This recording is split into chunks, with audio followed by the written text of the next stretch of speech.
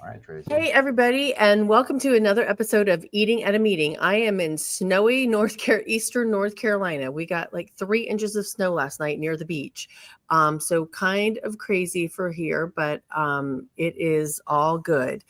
As an event planner, do you struggle with having plant-based and vegan dishes for your guests?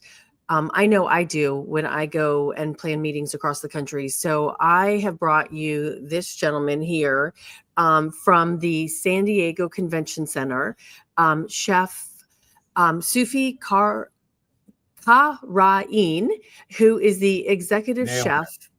Thank you. Yay. Executive Thank chef you, at the Tracy. San Diego, you're welcome, San Diego Convention Center, and he leads culinary operations for one of the busiest convention centers in the United States. He was recently named a San Diego's 40 Next Business Leaders Under 40. Congratulations. And he became the executive chef of the convention center in 2021 and joined the convention center in 2017 and Sodexo Live, which has been running the food and beverage culinary program at the San Diego Convention Center. I think you said for 35 years now. Correct. Right. Okay. So we're going to talk about today, we're going to talk about plant-based vegan dishes, vegetarian dishes, and how to incorporate them into large catering conventions, because you plan conventions for thousands of people every day. So welcome to the show. It's wonderful to be here, Tracy. You're Thank you. welcome. Thanks for having me. You're welcome. You're in a much warmer place than 20 degrees warmer, I guess, than where I am right now. But as I said before, planners have a struggle a lot of times when we go to hotels and convention centers to get vegan options. It's like, here's your pasta primavera, right? Or here's some pasta with some olive oil on it and some broccoli that's maybe not cooked all the way or overcooked. Can you tell us, let's just kick off, how do you approach adding vegan and vegetarian dishes that have quality to them for conventions? Well, you pull from your staff's capabilities, you pull from your history as a chef, you pull from your clients' needs. More so than anything, here in San Diego, we want to pull from a regional produce that's constantly available. And being a chef in San Diego is one of the nicest places to be a chef in the nation. I mean, our produce is grown locally and it's grown year round, especially in greenhouses in the wintertime. So we have this opportunity to put the best ingredients forward on the dishes that we create and create kind of amazing culinary experiences for all our guests, especially any guests that may have a dietary restriction. We treat all our menus the same way. We want to create vibrancy. We want to create very citrus forward, bright menus, um, obscene amounts of color and flowers and micros and all the good things that the tools that chefs use. But more so than anything, we want that meal that guest is having here at the convention center to be memorable. Well, no, I appreciate that. Thank you. As somebody who does have dietary restrictions, I really appreciate that. But why?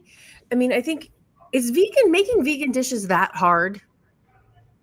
I mean, it seems when I go to other places, getting Uh, people to have creativity with vegan dishes is extremely hard. Can you hear me?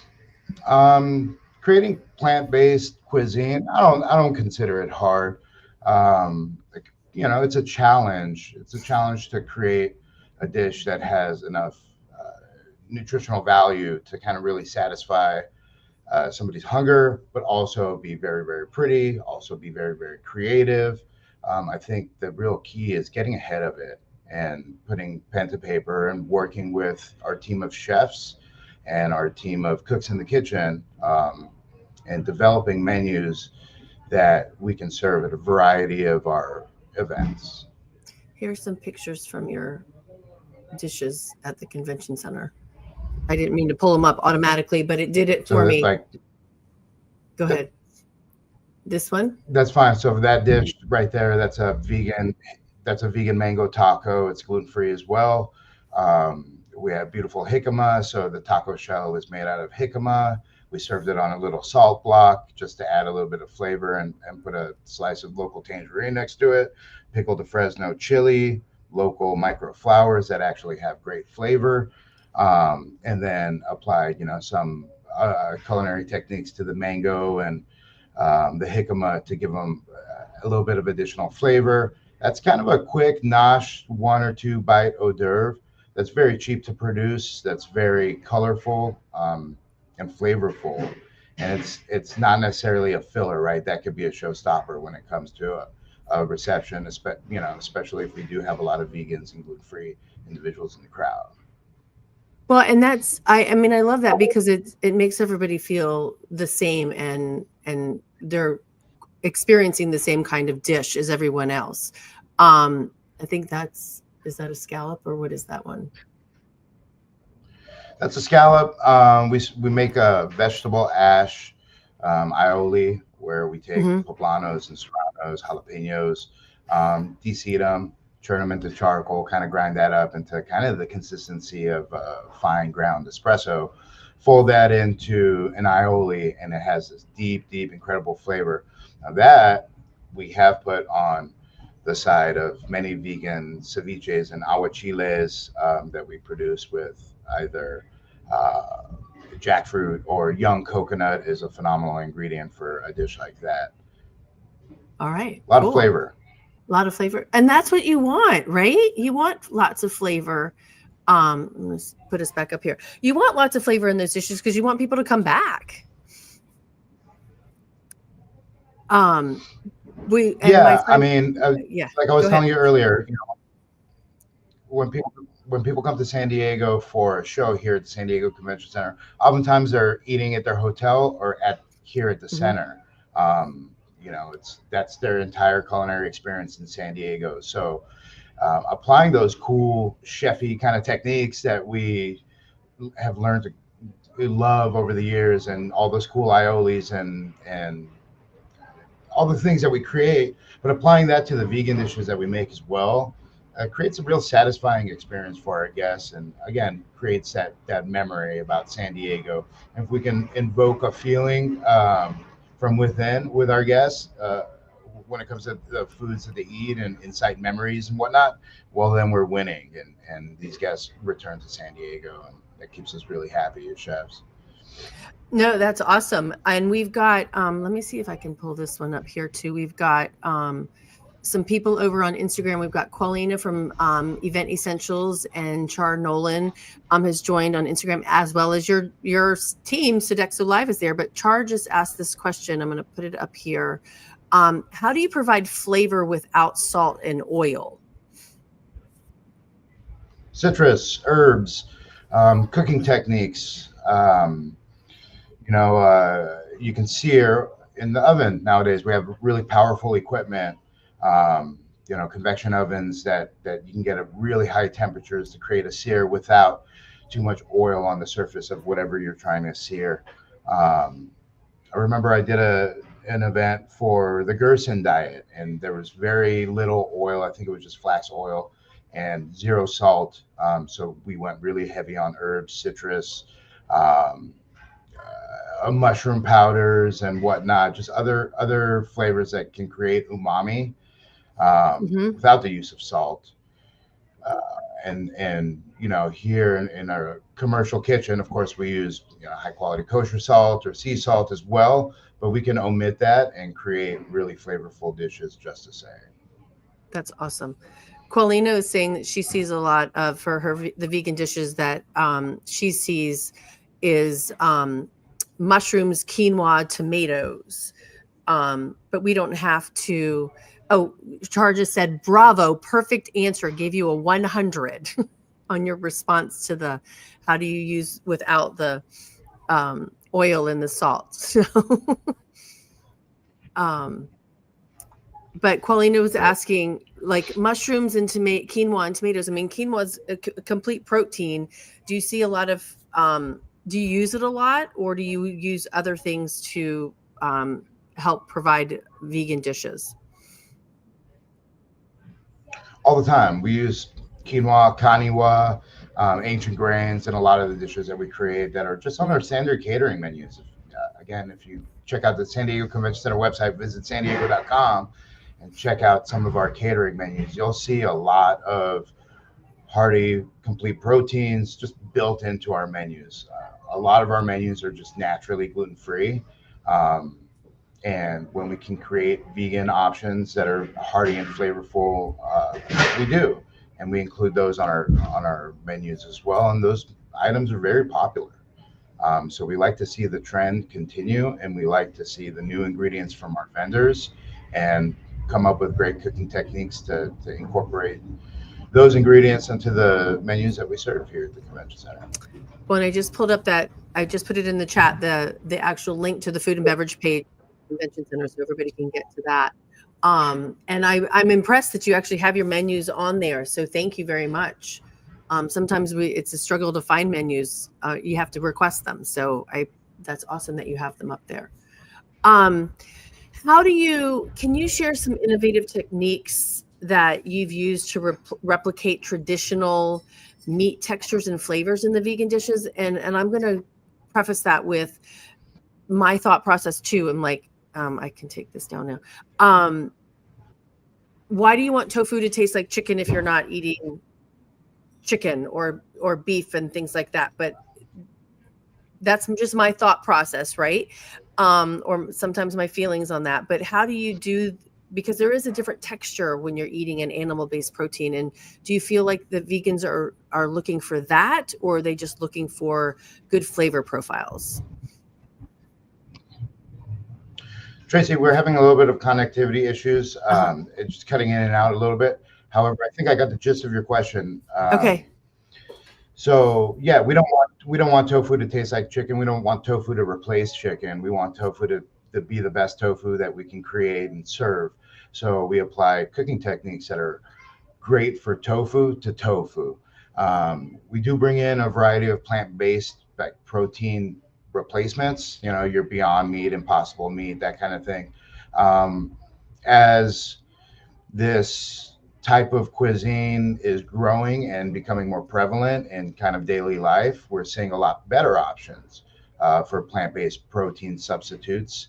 But we try to use them sparingly. We, again, try to kind of stick to our guns and go a lot of whole grains where possible, a lot of beans and legumes and freshest vegetables available.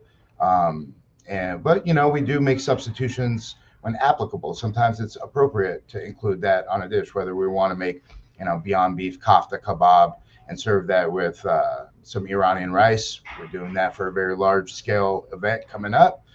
It was the right item for that dish. And it presented well at a tasting, and that's the direction that we're going to go. But, if I can stick to using young coconut in place of fish for aguachile and kind of embracing the coconut flavor and elaborating upon that with some basil oil and pickled chili and whatnot, like that's a win. That's something new that we've created that will then hopefully turn into a popular menu item. We do the jackfruit in a crab cake, jackfruit replacing crab in a crab cake. It's very, very popular. But again, I just really want to stress bringing in an interesting and unique variety of produce from our local suppliers and putting those forward on all the menus that we create. That's awesome. And okay, that's a good question too. Your local producers, you're in California, so you have a lot more abundance of year-round vegetables and herbs and spices and fruits. What is your I'm assuming it changes throughout the season, seasonal no matter what, because even when you're in California, but is there something that vegan wise and plant-based that you keep throughout the whole year? Sure. Absolutely. Some of those meat substitutes, I have an inventory of those and I apply those. We try to find new cooking techniques for all of that and new ways to introduce those items into some of the dishes that we create. You got to remember, we're creating breakfast, AM break, lunch, PM break, reception items, dinner items. So we need a variety of tools in our toolbox to really create variety. If somebody's here and they have a dietary restriction and they're here at the convention center for a number of days, and we're the ones that are feeding them during their stay in San Diego. So yeah, we have all kinds of vegan and gluten-free pastas and dry goods like quinoa and kaniwa, like we mentioned earlier, in our inventory at all times, and then we incorporate those in with seasonal ingredients that we get from our local purveyors, to kind of mimic the foods that we're serving to the rest of the guests, or have those vegan items or gluten-free items be the food that we're serving to everybody and all attendees at the convention center, which is something that we've done in Meatless Mondays, to kind of put the sustainability spin on it. And we've created, full 3-course menus for plate ups. We've done entire vegan gluten-free buffets. Run the gamut of vegan and gluten-free breakfast items. You need kind of an arsenal of tools to really create all these amazing experiences for our guests. So we like to have some stuff here year round, but of course we're chefs, so we want to always highlight the seasonality of our produce and ingredients out of the sea, out off the land, and we partner up with great purveyors that allow us to do that. That's awesome. What has been so 2 questions from that. One,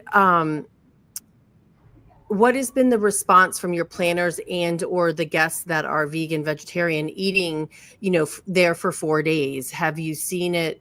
Are you getting rave reviews from individuals? And then the second question in that too is, how many dishes of the vegan plant-based are incorporated into the overall menu as a whole? I mean, are you looking at everything besides what's the protein that's on the plate to be vegan, vegetarian, or does it vary? That's 2 different questions. Did you get it? Well, I'm sure your audience is the type of people that work with me on a consistent daily basis, right? Meeting planners and people in the events industry. We run a huge variety of different types of food service here at the center.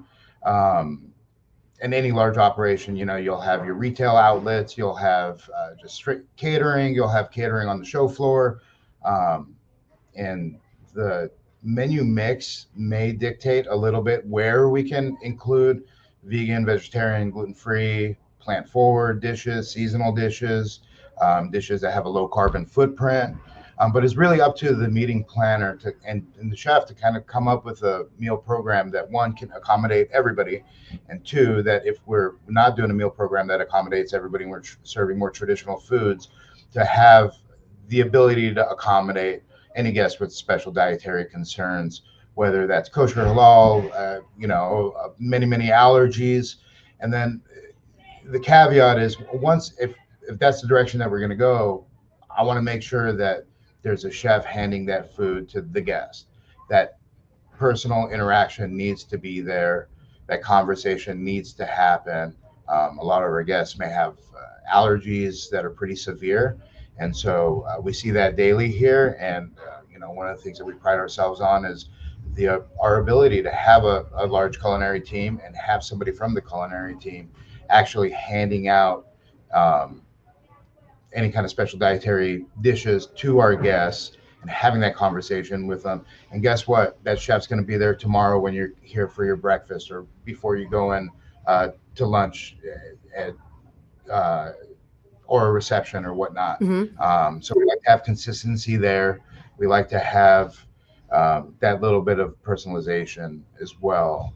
I think that really kind of makes the whole program well-rounded. Yeah. However, we've done, full 3-course meals for thousands and thousands of people that were gluten-free, nut-free, vegetarian, vegan. We've done Meatless Mondays as well for a group who may not be a meatless group, but wants to have an impact this year on their sustainability goals. Mm-hmm. And that's something that we can talk about. And then, that's just a partnership between myself, our sales team, and our clientele, and kind of, we attack that during menu development. And that's great. So let's jump to that sustainability side of that too. So Sodexo is known for its sustainability program across this country. Molly Crouch, and who I know personally, I know she's part of that program. How did did the plant-based meals are designed to go into that, feed into that pun intended, feed into that sustainability program? And then how do you communicate that out to the meeting planners as well as then their attendees?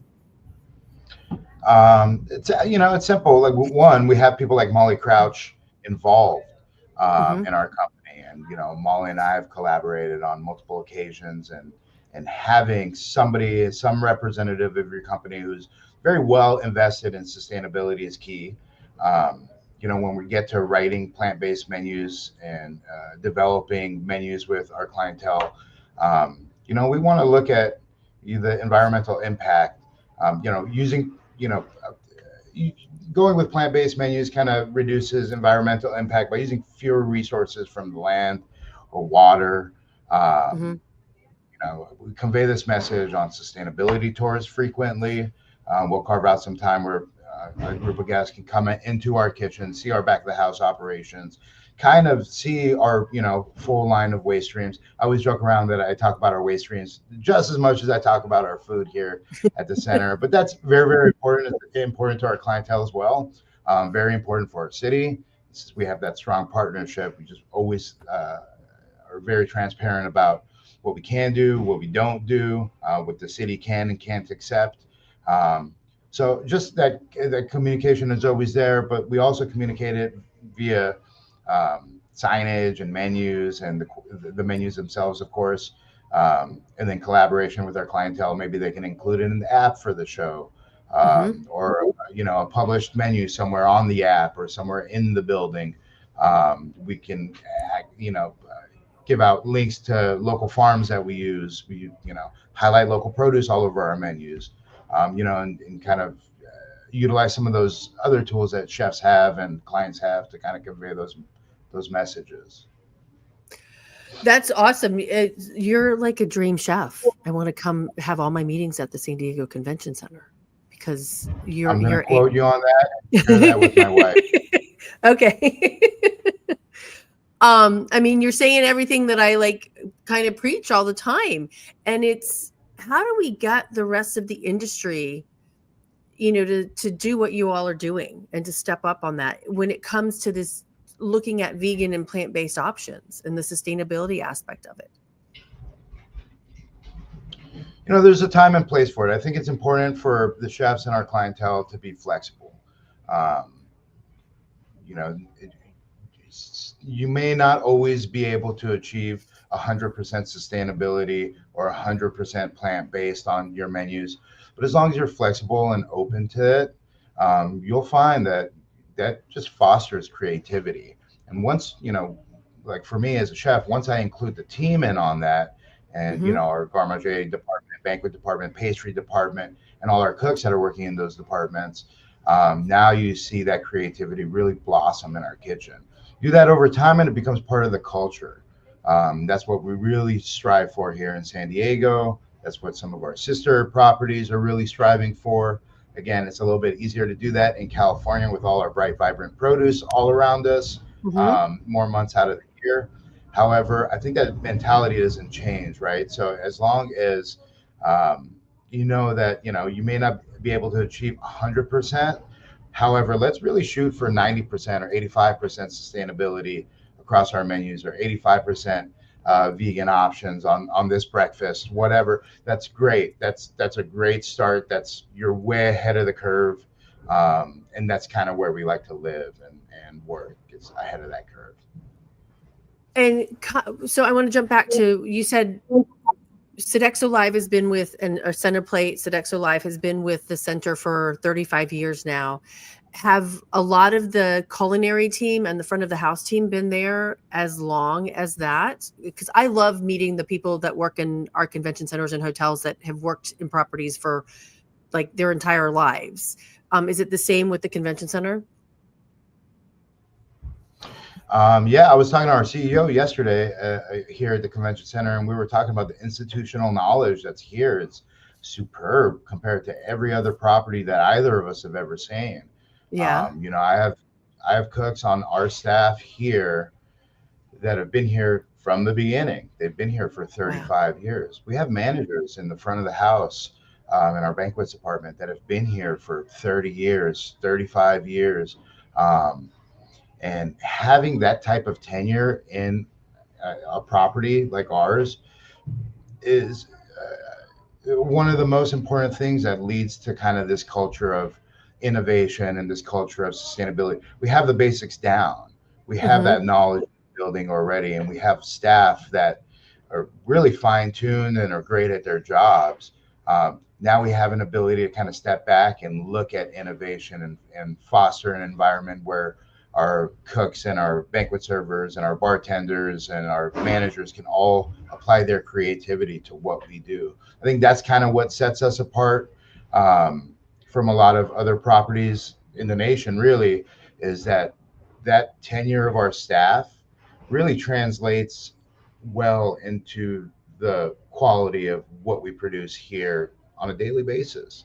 We're all really proud of that. I think the staff all hold their head really high when talking about their the duration of time that they've been a part of what we do. Yeah. No. And I think it's a testament to our industry as well, for people who will love their jobs so much they stay in them for that long. Um, but on that same note, I mean, somebody could say, all right, I've been here 35 years, but that's not how we do it. Like you came into your job in 2017 and 2021. Well, we don't provide vegan dishes or whatever. So have they like jumped on board with provide like this innovation that you keep talking about? I mean, are they really excited about learning and different ways to cook foods so that it's not including dairy or not including oil or not including beef bouillon, things like that? Sure, not including flour and Right. making Yeah. roux for Right. sauces and whatnot. I don't think Yeah. we've made a roux here in quite some time. Um, it's nice. It's good. We don't get too much resistance, Hmm. because you want to foster that environment where people really learn. Also, if you're working somewhere and you're here for 35 years, you're going to want variety. You're going to want to learn new techniques. You're going to want to become better and not do the same thing every day. So I think our staff has evolved just as much as the trends have. I talk to our staff frequently about this. And, 35 years ago, we were serving maybe 5% vegetarian food. Hmm. That's kind of evolved into what it is today. And a lot of it is for really positive reasons. It's for, you know, good health and overall satisfaction with our guests. So their ability to evolve with our chefs and with the Hmm. trends really kind of set me up for success. I always tell people I walked into a really nice thing. There was a long line of chefs here that really cared about producing high quality product for our guests.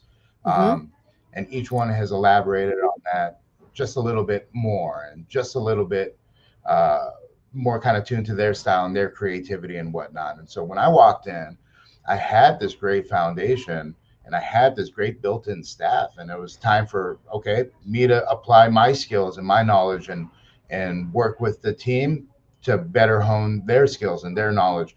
And kind of it's very cyclical. And at this property, we've been fortunate to have that cycle. Um, and yeah, fortunately, we don't have that resistance. That's awesome. That's not a problem we face. That's Yeah, awesome. it, And it goes. go ahead. It's a testament to just having it as a part of your culture. If it's kind of Hmm. in your daily conversation, even in employee dining, we want to have all our food labeled. We want to have all our food um, uh, uh, be labeled with allergens or whatnot. That's even our employees want that. So just having it in our culture, you kind of see it permeate throughout all our daily lives, and it really just creates a better quality product for our guests in the long run. It's really nice to see that happen. Well, and I was going to say, I mean, your guests aren't the only ones with food allergies. Your employees do too, because they're, people who might have celiac disease or allergic to nuts or whatever. And so the fact that you do that in the company cafeteria, is awesome as well. Yeah, we try to get better every day. How do you, I just want to talk a little bit about food waste as well. How do you incorporate that into your kitchen practices to help them, like what are you doing with potato peels and things like that to reduce overall waste in general? And then in the plating of dishes, how do we make sure that we're not over serving? Well, Or I think overproducing food. over serving, overproducing may be a thing of the past. Hopefully, we'll see that change. People are much more conscious about portion size now, and it's we really don't like to see any food go to waste anymore. Like I said, I spend just as much time talking about our waste streams as I talk about our food itself, and that's a big conversation here. That's a big conversation at a lot of properties and with a lot of clientele. Um, you apply the same kind of food cost strategy that you apply to everyday menus. So clever purchasing, working within season, um, not over serving, not overproducing, kind of seeing what comes back from every event, taking detailed notes on all our events and saving those year after year, because a lot of our, 60% of our business repeat clientele. So we're going to see this group again. It's very likely that we're going to see these groups multiple times. So we want to have detailed notes on what was popular, what actual consumption really looked like. That all helps us in the long run. But ultimately, it's very incremental, right? So you apply a food compost program. So where do you start? What do we do every day? We serve fruit every day. The guy that is peeling fruit every morning, we put a compost bin right next to his station. Now he's using the compost bin daily. So small win. How can we incorporate that into the rest of the kitchen? Then how can we incorporate that into our stewarding department? And then, hey, wait, do we really need to be composting any of this stuff, or can we reincorporate, unpopular food scraps back into the dishes and bolster flavor and bolster creativity? So that's something that we look at. Can we donate the food that comes back post-consumer? Can we donate it to a farm where it can offset some animal feed? Or do we utilize that food for employee dining? There's a lot of food that comes back that's been refrigerated, that's been that hasn't been time temp abused, that is very fit for feeding people, donating people. And we work with local charitable organizations like Father Joe's, San Diego Food Bank, and we have a stream for all that green waste.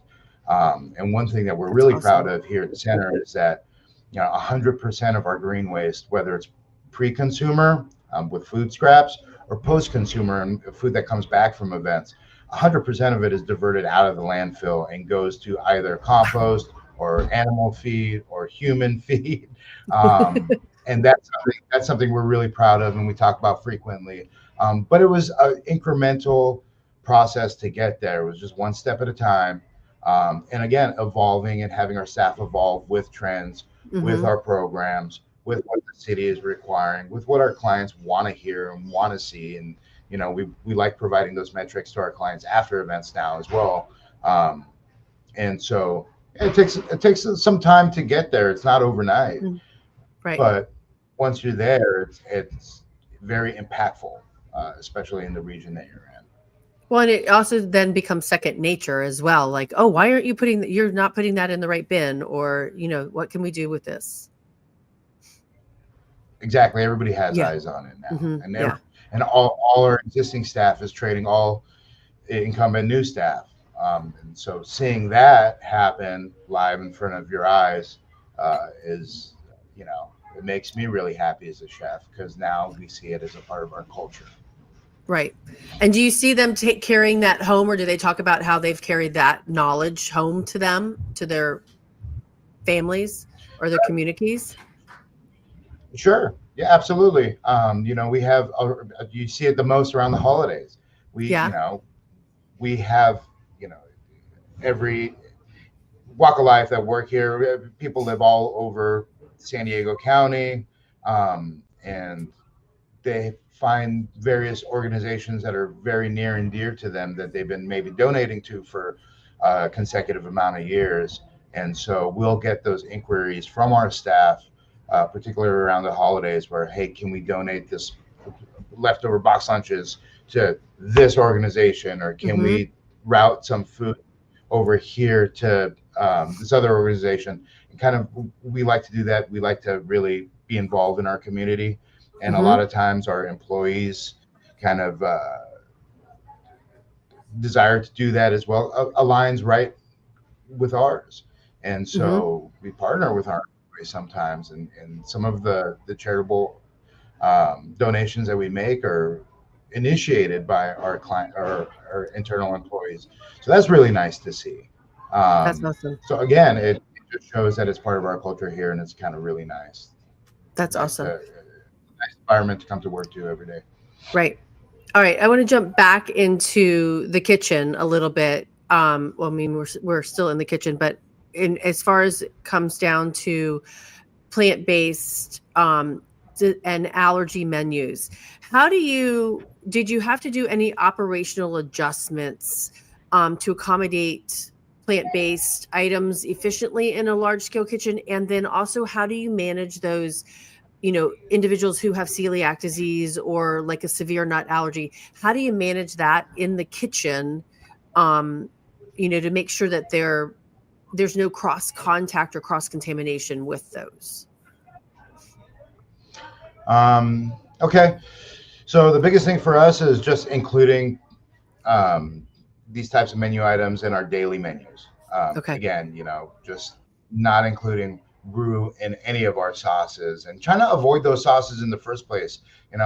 It's not really representative of our cuisine in San Diego. Anyways, we don't have a Right. lot of stick to the ribs types of cuisine in San Diego, Uh-huh. and the types that we do have are typically gluten free, anyways, with that kind of that Baja influence and that Central California influence that we see. Hmm. Um, so if we can make an item gluten free, we're making it gluten free. If we can make it vegetarian, well, why not make it vegan? Why not make it vegan and gluten free? So again, just kind of that training and having that knowledge in the kitchen to do so, and then building that into our menus. That's number one. When it comes to like severe dietary, again, having one person make that food, and again, with the Hmm. tenure in our staff, it's like same guy every event, who knows the drill. He knows which cutting boards to use. He the knows where to find new fry pans, and knows not to maybe fry a taquito in the same fryer oil that we may have fried a coconut shrimp in the night before, so on and so forth, right? So that knowledge with our staff is really, really important. Hmm. And then again, down in our breakdown stations, down in our events, where we're actually serving the food, having a trained member of our staff, typically a chef, to actually make that connection with the guest and physically hand that plate to the guest. That's what we always strive to do. That's how you create that sense of comfort amongst the guests, Hmm. and our operation for one. And then that's just that level of customer service that we want to provide, especially to people who, they might go into uh, shock if they eat Hmm. something with tree nuts or peanuts. Yeah. And so, uh, it's a serious part of our business, and we treat it very, very seriously. That's awesome. I'm a little bit of a tangent on there because you said cost a few minutes ago too, but have you seen like cost differences or cost savings by making these dishes gluten-free, vegan, vegetarian, streamlining those menu options? Have you been able to reduce your food costs across the board? It goes both ways. Yeah. Some items, absolutely. We were looking at that picture of the vegan mango taco. Yeah, that's cheaper Hmm. than a regular taco. Absolutely. It's a little bit laborious, but labor is always cheaper than food costs, especially now. Well, now we're starting to see a shift, especially in Southern California. Labor Right. is kind of creeping up, food costs. However, that's a great example of an item that's very cheap to produce, especially when, mango is in season and tangerines are in season, and we're doing that for a voluminous amount of people. Um, However, there are some items that go the other way. So if we're getting a gluten-free, we have a gluten-free ravioli from a vendor that we love. It's amazing. It actually holds up better than a regular ravioli. It's also a Oh, vegan item. So we like to serve that. Again, it's a tool that we have in our arsenal. It's not that cheap, unfortunately, but it does. It's a tool that kind of creates variety amongst our menus, and we kind of need all that, right? So our bake shop, regular flours, they're cheap. Gluten-free flour, not so much. We try exactly. to Yeah. avoid nut flours and whatnot as well. We don't like to have any hidden nut and any of our ingredients, kind of along the same lines of everything that we're discussing today. But some of those plant-based alternatives are really great for cost, and some of them not so much. I think finding that balance is really important for the chefs. Finding that balance is really important for the clientele. Um, Ultimately, having that balance is what creates variety on your menus, and that's what's going to Hmm. leave guests feeling like they had an amazing culinary experience, particularly if they are vegan or gluten free or Right. allergic to nuts or not.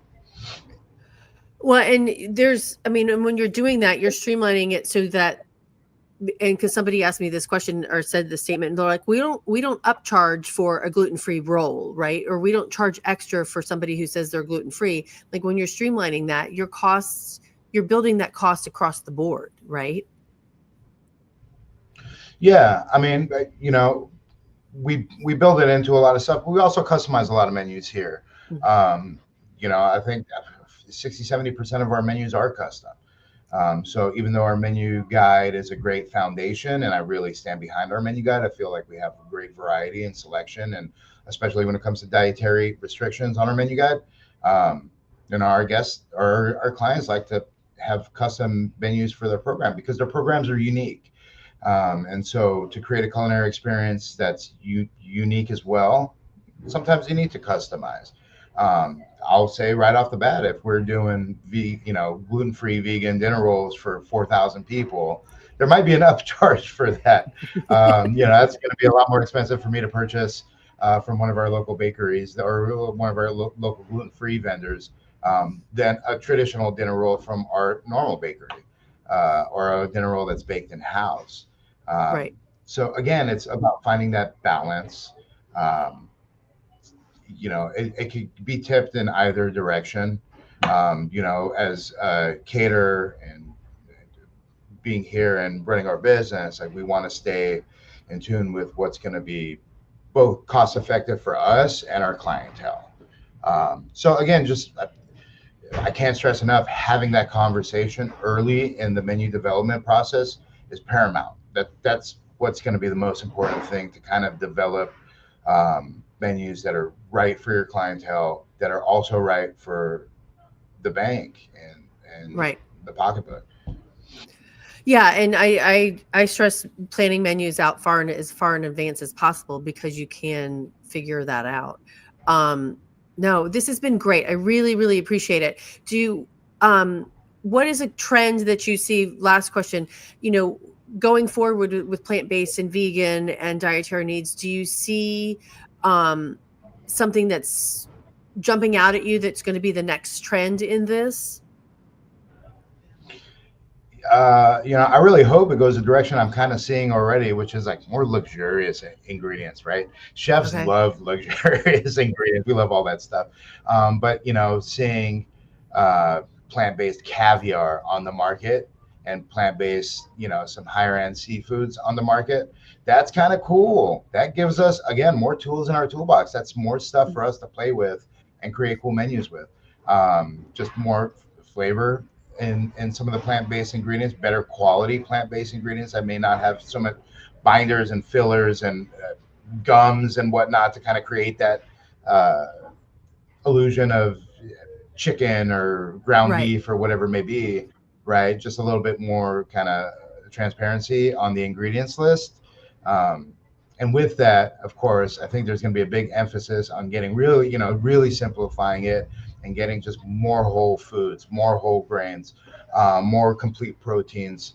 And that's really nice to see as well. That, seeing that in the market and just at the grocery store or in the news or on TV usually leads to our broadliners carrying that item or our vendors Mhm. carrying that item more frequently or with greater inventory, which again puts another tool in the toolbox for us chefs. So yeah, I mean, more whole foods, more luxurious kind of plant-based ingredients, Okay. and more flavor variety and honesty with some of the plant-based faux meats and faux Yeah. chickens. Right. Definitely the direction I'm going in. Okay, awesome. No, when I'm reading, there's so many gums that are in foods now that are in prepackaged foods now, like shifts or shelf stabilization kind of things. So no, I love that approach, and I can't wait to come to San Diego and eat some of your food. So how can everybody Can we tell go? Thank you. How does everybody get a hold of you? First name dot last name at Visit San Diego. So SUFI.KARAIEN at visitsandiego.com, or just call anybody at the convention center or just walk in our doors and say, hey, where can I find Chef Sufi? And everybody knows where to find me. Okay. It's nice. We have a great team of employees here, and it's a very collaborative effort. And so people know that if you need to find the chef, they know exactly where to route you. Okay, awesome. Well, Chef Sufi, I so appreciate you sharing your knowledge about vegan and plant-based and where it's going. And it's refreshing, to be honest with you, because there's a lot of places that we don't get it. So I kudos to you for pushing this forward at the San Diego Convention Center, and I look forward to coming to see you. I appreciate it. Look forward to having you. Thank you. Thanks, everybody. Stay tuned to next week. We're going to finish out the month talking about mocktails with one of Chef Sufi's colleagues at a different convention center. And we're going to talk about how we can incorporate plant or non-alcoholic beverages into our bar menus. But until then, stay safe and eat well, and follow eatingatameeting.com. Thanks.